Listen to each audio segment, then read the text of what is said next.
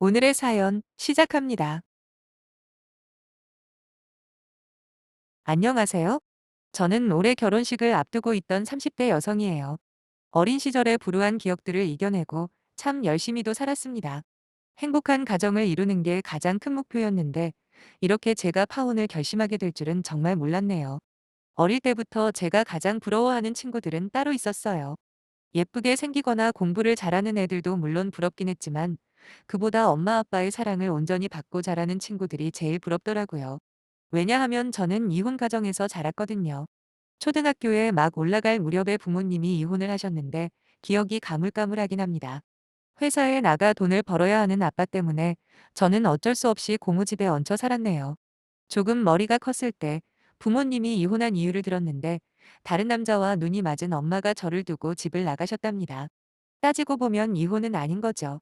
사실 그 이후로 한 번도 엄마와 연락이 된 적은 없었기 때문에 진짜 이혼 사유가 엄마의 바람인지는 솔직히 모르겠습니다. 많지 않은 나이이긴 하지만 살아오면서 느낀 게 하나 있어요. 그건 바로 한쪽 말만 듣고 판단을 하면 절대로 안 된다는 거죠. 부모님께서 왜 이혼을 했는지는 아마도 평생 제게 비밀로 남겠지만 그로 인해 제 인생이 힘들었다는 사실은 변함이 없을 겁니다. 특히 고모는 항상 제 앞에서 엄마 욕하기 바빴고 저희 아빠도 그다지 자상하신 분은 아니었어요. 그렇게 엄마가 있는 친구들을 부러워하며 학창 시절을 보냈고 다행히 공부는 조금 했던 터라 고등학교 졸업하고 대학을 핑계로 서울로 올라온 후로 쭉 여기서 직장 다니며 살고 있었습니다. 그러던 와중에 직장 상사의 소개로 남자친구를 만났어요. 자영업을 하는 부모님과 누나 한 명 있다는 남자친구는 저와 마찬가지로 평범한 회사원이었죠. 과묵하지만 성실해 보이는 그는 먼저 저에게 적극적으로 다가오더라고요. 사실 직장 상사의 소개라서 할 수 없이 나간 거지 정말 남자를 사귀고 싶어서 나간 건 아니에요. 20대 중반까지 정말 사랑했던 남자가 있었는데 결국 저의 어두운 가정사로 인해 헤어진 아픔과 충격이 너무 컸었거든요. 물론 그렇다고 평생 혼자 살겠다는 건 아니었지만 아무래도 적극적인 남자친구에 비해서 소극적일 수밖에 없었죠. 그래서 처음에는 남자친구를 밀어내기만 했습니다. 돌려서 이야기도 해보고 나중에는 직접적으로 거절 의사를 표현해봤지만 소용이 없더군요. 오히려 남자친구는 딱 한 달만 사귀어 보자고 그 후에도 자기가 마음에 안 든다고 하면 깔끔하게 포기하겠답니다.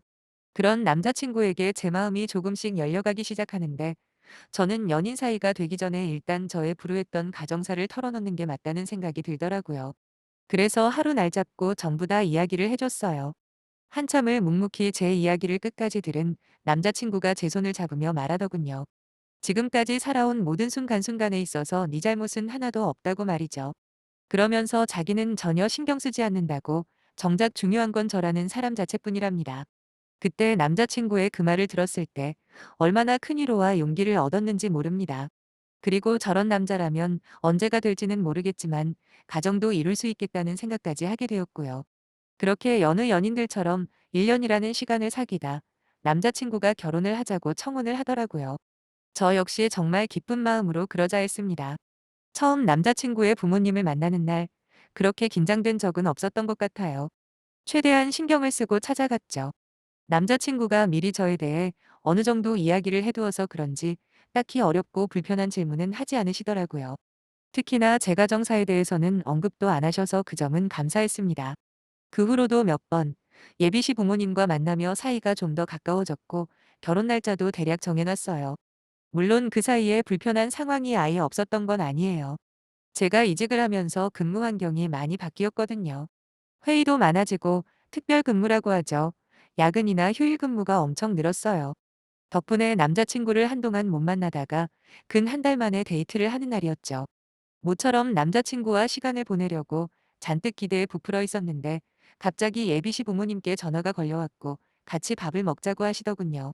남자친구가 나서서 오늘은 이미 정해둔 일정이 있어서 안 된다고 말씀을 드렸는데도 막무가내로 맛있는 거 해놨다고 오라는 겁니다. 결국 저는 화과자까지 사가지고 시부모님 댁으로 갔습니다. 집에 도착하자마자 왠지 분위기가 썰렁하더라고요. 제 인사를 받는 둥 마는 둥 하시던 어머님께서 쌀쌀맞은 목소리로 저한테 그러시는 거예요. 여기 오는 게 그렇게 불편하고 싫으냐고요. 그래서 네 남자친구 앞세워서 안 온다고 한 거니? 라고 물어보시길래 저는 손사래를 치며 그럴 리가 있겠냐고 부인을 했습니다. 하지만 어머님이나 아버님, 심지어 옆에 있던 시누이까지 제 말은 안 믿는 눈치더라고요. 이때 남자친구가 그런 거 아니라고 있는 그대로 말을 해줄 줄 알았거든요. 하지만 남자친구는 꿀먹은 벙어리처럼 가만히 듣고만 있는데 솔직히 많이 서운했습니다. 어머님의 잔소리는 거기서 끝이 아니었어요. 정말 급한 일이 아닌 이상 시부모가 찾으면 내하고 오랍니다. 그러면서 며느리가 될 리가 잘해야 온 집안 분위기가 달라진다네요.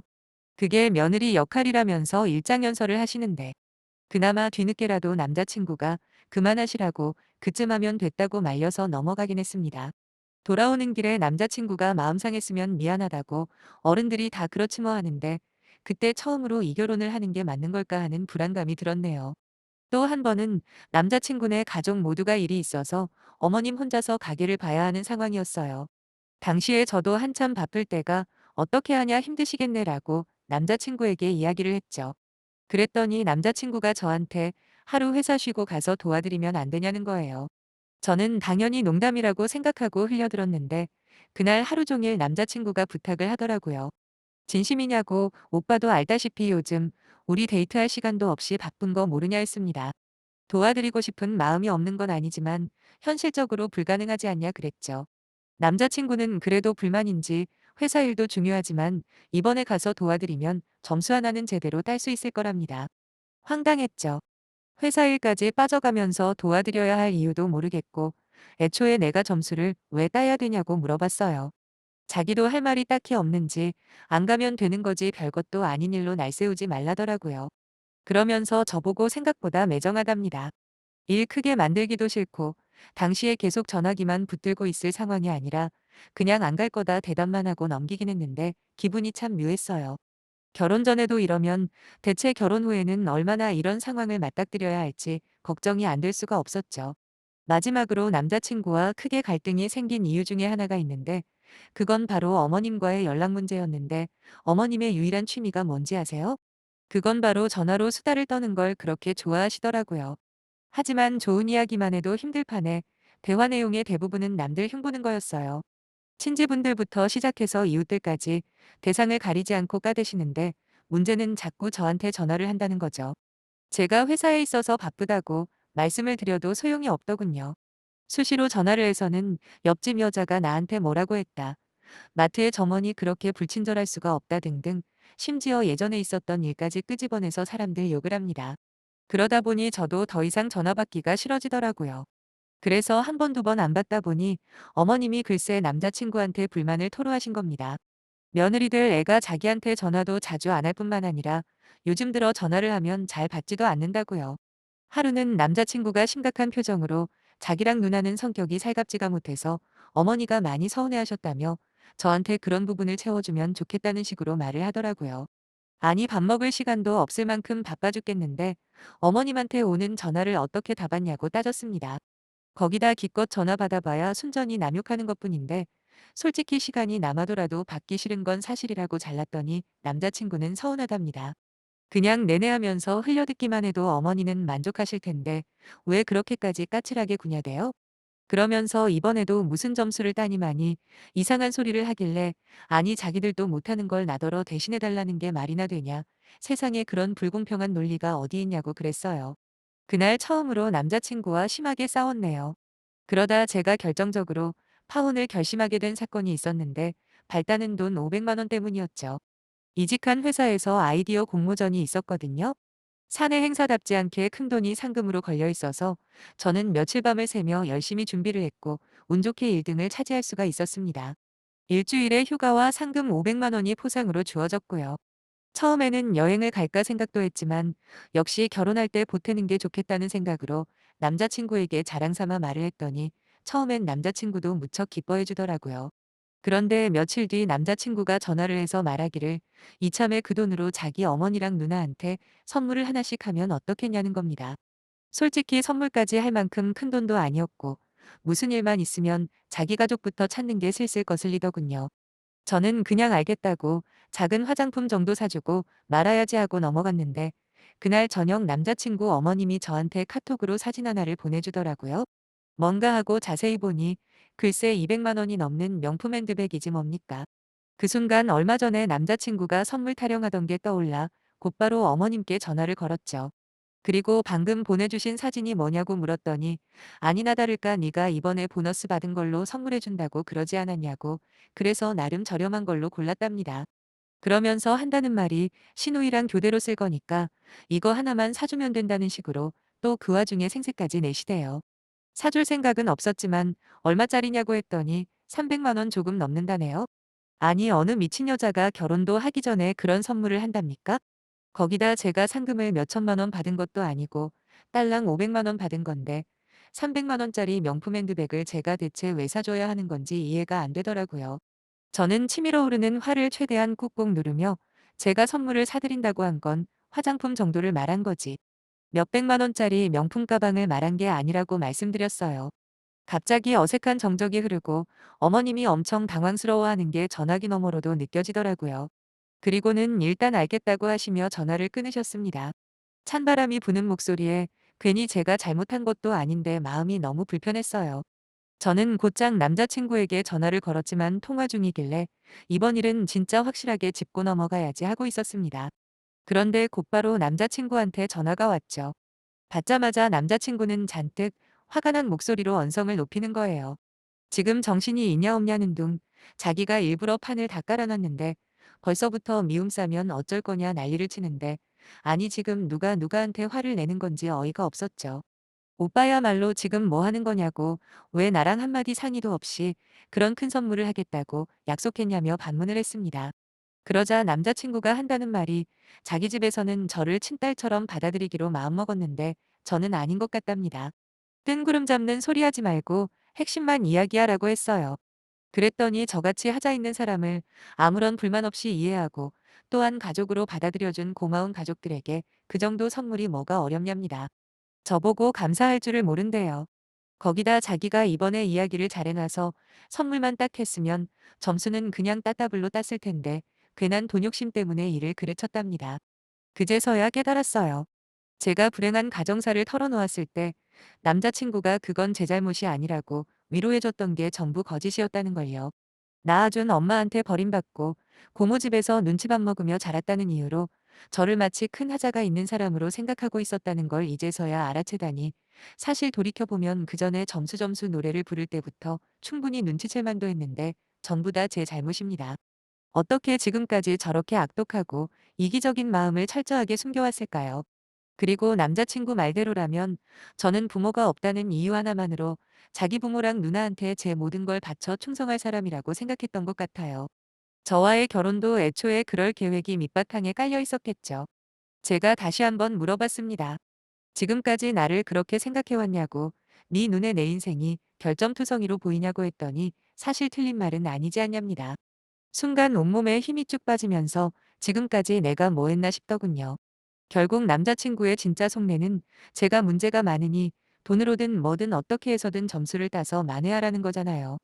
솔직히 제가 어디 가서 대놓고 자랑거리가 많은 사람이 아니라는 건 인정합니다.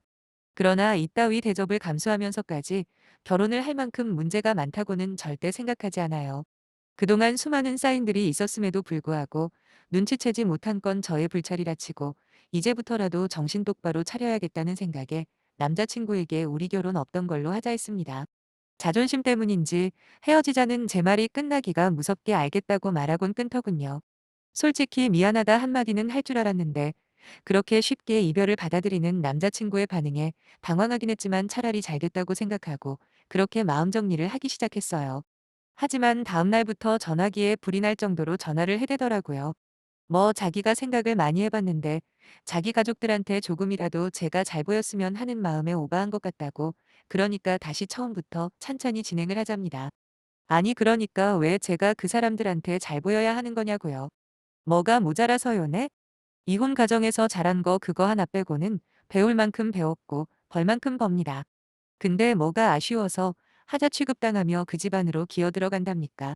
계속해서 오는 전화를 무작정 피하는 것도 상책은 아닌 것 같아 마지막으로 전화를 받았죠. 남자친구는 혹시라도 제가 전화를 끊을까 전전긍긍하면서 무조건 잘못했답니다. 이제 와서 쓸데없는 소리하지 말고 잘 들으라고 했어요. 괜한 트집 잡아서 멀쩡한 사람 부려먹을 생각하지 말고 네 가족들한테는 네 돈 써서 네가 잘하라고요. 거기다 어떻게 네 입으로 사랑한다고 말했던 내게 인사를 약점 잡을 수 있냐고. 그걸로 나를 휘두르려고 했다는 사실만으로도 평생 죽을 때까지 너를 저주해도 모자를 판인데 뚫린 입이라도 다시 시작하자는 말이 잘 또 나오는구나라며 생각나는 모든 막말을 쏟아부어줘 버렸네요. 한참을 쏟아내고 나니 언제 끊었는지도 모르게 전화를 끊어버렸더라고요. 그리고 남자친구를 소개해준 직장 상사에게 우리 헤어졌다고 말을 전했습니다. 그놈의 겉모습만 보고 좋게 평가했던 직장 상사도 제 이야기를 다 듣고 나서는 무슨 그딴 핵폐기물 같은 놈이 다 있냐며 혀를 내두르더라고요. 그리곤 자기가 소문 쫙 내줄 테니 아무 걱정 말랍니다. 뭐 그러던지 말던지 크게 상관은 안 한다 말은 했지만 진짜 그놈 실체가 완전히 까발려져 인간관계고 뭐고 전부 다 박살이 났으면 좋겠네요. 그나마 다행인 건 제가 그 상금을 타지 않았더라면 꼼짝없이 그놈 본성도 모른 채 결혼했을 거 아닙니까?